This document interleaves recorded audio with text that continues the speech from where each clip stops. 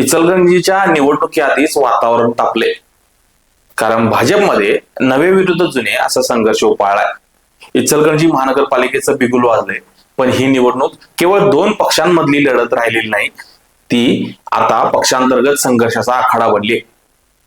वरवर एकतर्फी वाटणारी ही निवडणूक भाजपमधील अंतर्गत धुसफुसीमुळे चांगली चर्चेचा विषय बनले आणि ती चुरशीची झाली, असं आजच्या घडीला चित्र आहे. जागा आहेत फक्त 65, पण उमेदवारीसाठी इच्छुक आहेत तब्बल 427. होय, इचलकरंजी भाजपमध्ये एका जागेसाठी सरासरी 6 ते 7 जण रांगेत आहेत. यात वर्षानुवर्ष सतरंजा उजलणारे जुने निष्ठावंत आहेत आणि आता नव्याने पक्षात दाखल झालेले बडे चेहरे सुद्धा आहेत. संघर्ष आहे नवे विरुद्ध जुने. एकेकाळी काँग्रेस आणि नंतर तारांकित पक्षाच्या माध्यमातून ताकद दाखवणारा आवाडे गट आता भाजपमध्ये दाखल झालाय.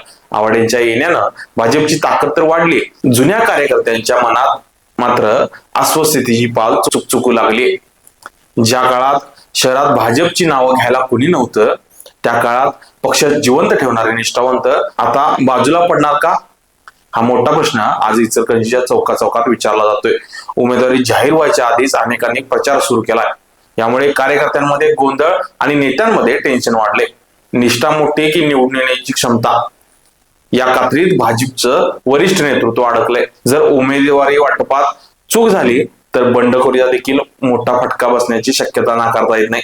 आता साऱ्यांच्या नजरा लागल्या आहेत त्या दोन नावांकडे, आमदार राहुल आवाडे आणि भाजप प्रदेशाध्यक्ष सुरेश हाळवणकर.